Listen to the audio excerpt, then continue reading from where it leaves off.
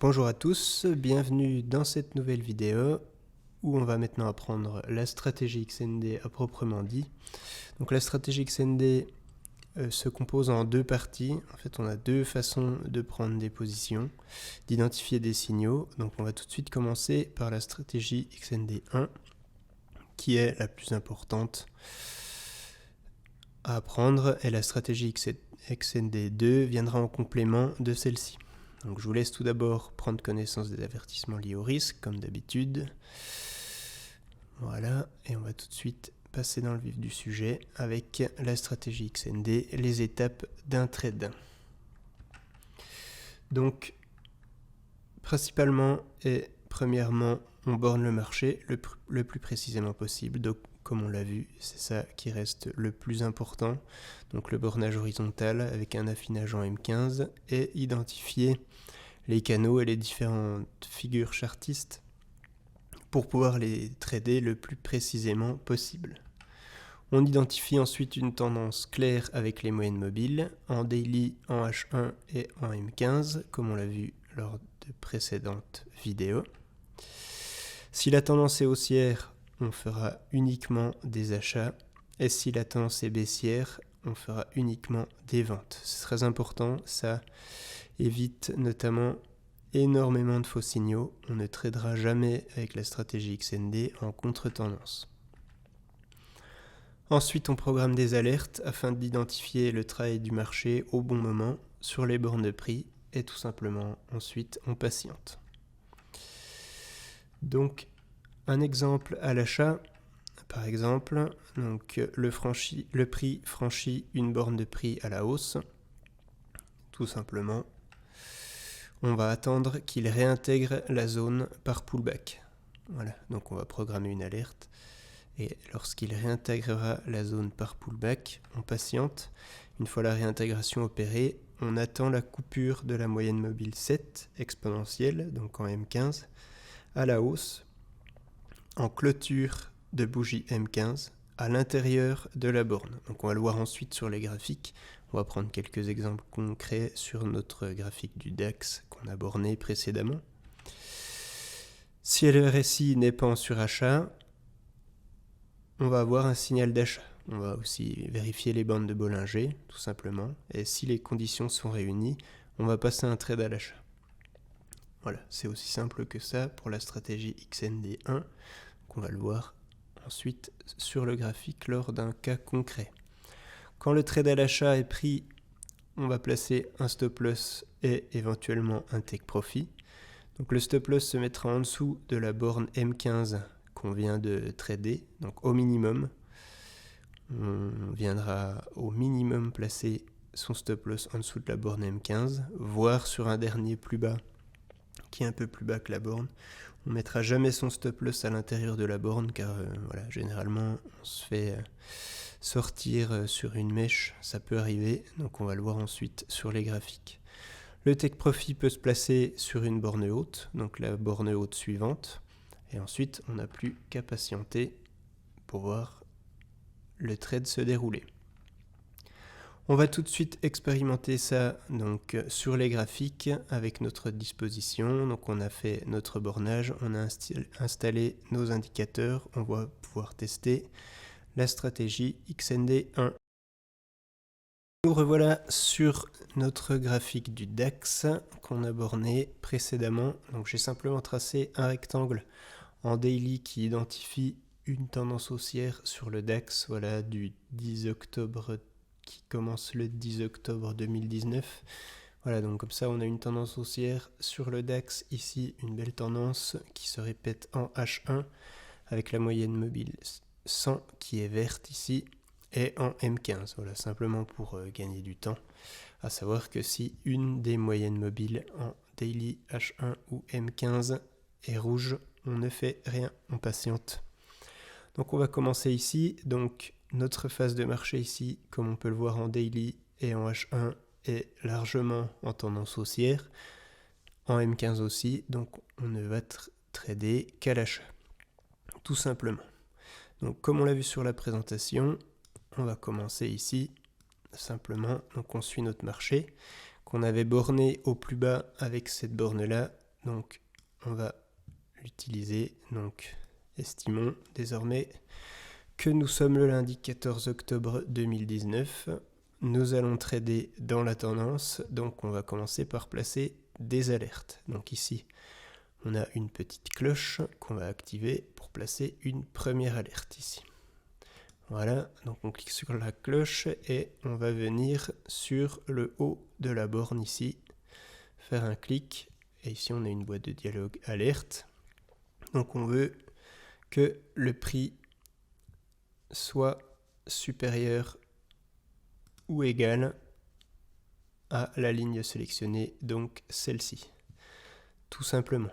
Donc on est là, on veut que le déclenchement se fasse non pas en temps réel, mais en clôture de bougie M15, et tout simplement on crée l'alerte. Quand l'alerte est créée, on a une petite cloche qui vient s'installer près de la ligne ici, et on attend. Tout simplement, donc psychologiquement, la patience est la chose la plus dure à gérer. C'est-à-dire que là, on ne va absolument rien faire tant que l'alerte n'a pas été activée. On attend. Voilà, donc le marché continue d'évoluer ici. Et là, on se rend compte exactement ici, sur cette bougie, que le marché a franchi donc notre haut de borne en clôture. Donc l'alerte va se déclencher. On va avoir un signal sonore et une boîte de dialogue qui va apparaître ici. Et on va être alerté qu'on a une première borne qui est activée. Donc pour le moment, on attend. Et on attend en fait un pullback, une réintégration sur cette borne. Qu'est-ce qui va se passer? Le marché évolue et on a une première réintégration ici de la borne. Donc simplement, une fois que le marché a réintégré la borne, on va attendre ici tout simplement qu'il franchisse la moyenne mobile 7 exponentielle, donc en noir ici, qu'il le franchisse à la hausse en clôture de bougie M15 à l'intérieur de la borne. Donc on peut voir ici, on va le faire ensemble. Donc ici on a une réintégration, le marché continue, on attend qu'il franchisse à l'intérieur de la borne la moyenne mobile 7 en exponentielle. Donc on peut le voir qu'il le fait très exactement ici sur cette bougie là. On a un franchissement ici. Qu'est-ce qu'on fait alors? Eh bien tout simplement on a un signal d'achat. Donc on va regarder pour validation le RSI. Donc le RSI n'est pas en surachat ici, comme il peut l'être ici. Ici on est OK avec ça. Le prix n'est pas en dehors des bandes de Bollinger. Donc les bandes de Bollinger, comme on peut le voir par exemple ici, les bandes de Bollinger sont fortement écartées et le prix sort des bandes. Ici on ne va pas prendre d'achat. C'est-à-dire comme on le voit, le prix réintègre les bandes et ici voilà, on aurait un trade qui donnerait pas grand chose. Donc là les bandes de Bollinger sont resserrées, c'est-à-dire qu'on a une phase d'accumulation et que le marché va donc exploser entre guillemets à la hausse ou à la baisse en phase d'accélération, comme on le voit ici. Resserrement des bandes de Bollinger ici et phase d'accélération, on sort des bandes de Bollinger et on a une longue montée. Nous, simplement, ce qu'on veut, c'est que le marché soit pas dans sa phase d'accélération pour prendre un trade. On attend que, voilà, ici, le marché n'est pas en phase d'accélération, les bandes de Bollinger sont resserrées. On a ici notre bougie M15 qui vient clôturer la moyenne mobile 7 à la hausse en clôture, ici, après une coupure de la borne et une réintégration. Donc ici, nous avons un trade. Voilà, je vais l'identifier ici. Donc, on va prendre le trade très exactement ici. On va mettre un stop loss sous la zone, donc à peu près ici. Jamais exactement sur la ligne. Des fois, on a quelques mèches qui peuvent nous perturber et taper le stop loss et le marché taper à la hausse. Donc ça, c'est compliqué à gérer psychologiquement. Donc ici, nous avons notre stop loss et on attend notre trade. Donc simplement, comme on l'a vu dans la présentation, on va mettre un take profit ici sur à peine en dessous de la borne suivante, ici. On a notre take profit ici. Simplement, ensuite, quand on a fait ça, on attend. On remonte, on descend jamais le stop loss. Ça, c'est très dangereux. Voilà, sinon, ça ne sert à rien d'en mettre. Et on ne le remonte pas, en tout cas, pas tout de suite. Donc, on attend, le marché continue. Simplement, donc, il continue ici à être en phase d'accumulation. Il ne se passe pas grand-chose ici. Et on continue. Le marché commence à sortir de la zone. Ici, voilà, je dézoome un peu. On continue, donc on a pris le trade là. Le marché continue à monter. Et ici, on a une forte phase d'accélération qui va venir juste taper notre borne ici avant, avec une mèche avant de redescendre. Donc là, on a un trade qui est gagnant. Le take profit va s'activer et on va encaisser nos gains. Donc c'est-à-dire ici, si je prends la règle, on a pris notre trade ici et notre take profit est venu ici. Donc on a fait très exactement 179 points de gain. Voilà, donc on va le noter tout simplement ici.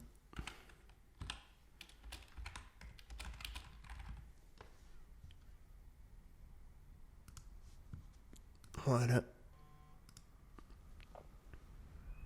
Voilà, donc sur cette position qu'on a clôturé très exactement ici, on a fait 179 points de gain. Tout simplement. Donc ensuite, qu'est-ce qu'on fait? Eh bien c'est très simple, on recommence cette technique à l'infini.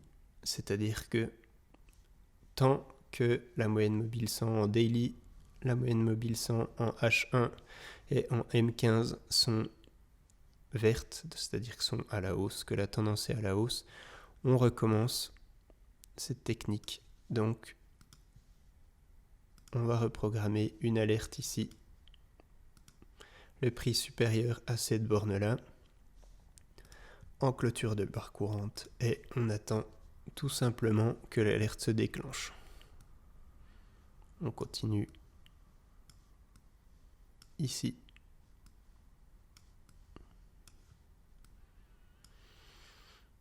L'alerte va se déclencher très exactement ici. On attend que le marché réintègre la zone est réintégrée ici, et ensuite on attend tout simplement que le marché vienne couper la moyenne mobile 7 exponentielle en M15 en clôture. On peut également mettre une alerte, c'est-à-dire que quand le marché a réintégré ici, on peut tout simplement mettre une alerte, donc le prix est supérieur ou égal à la moyenne mobile ici, 7 exponentielle en clôture. Donc psychologiquement c'est assez intéressant, on crée l'alerte, on sait que quand la bougie M15 clôturera au-dessus de la moyenne mobile 7, on aura un signal d'achat. Donc le signal est très exactement ici. On vérifie les bandes de Bollinger qui sont resserrées, le prix n'est pas en dehors des bandes de Bollinger. C'est parfait, le RSI n'est pas en zone de surachat, donc ici on va prendre un trade. Encore une fois, tout simplement et de manière répétitive, on met notre stop loss en dessous de la zone, ici, et notre take profit à peine en dessous de la borne suivante. Voilà, je le fais en même temps que vous. En situation. Voilà, donc là il n'a pas voulu le faire.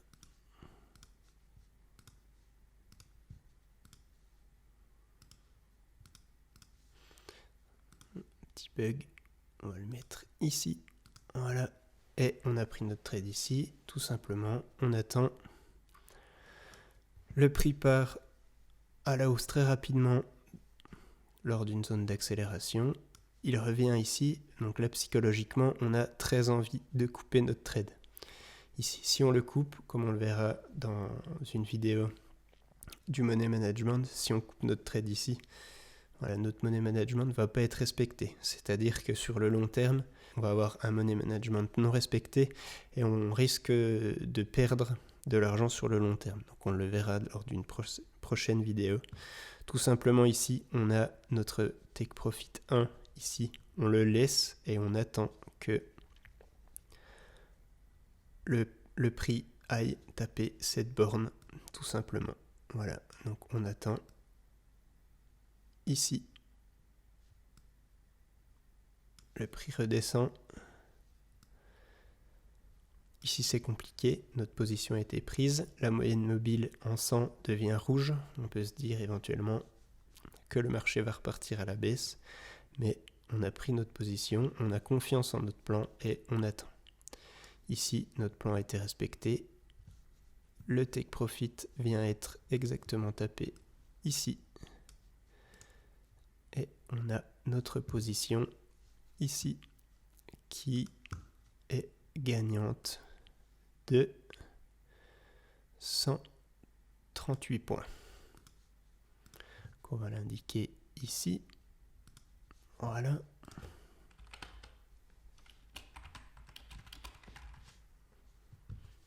Tout simplement. Donc on a deux positions ici qui ont été gagnantes de 138 points. A noter que le ratio bénéfice-risque est très agréable. Notre stop loss ici était de 12 points, 13 points. Donc c'est-à-dire que si cette position avait été perdue, voilà, on aurait perdu 13 points. Donc on aurait fait 13 points en perte, alors que si la position est gagnante, on fait 138 points de gain. Il faut beaucoup de trades perdants pour revenir à zéro après un gain tel que celui-ci. Le ratio bénéfice-risque est très important. C'est ce que l'on cherche. Donc ici, on continue. On place une alerte ici. Et ainsi de suite.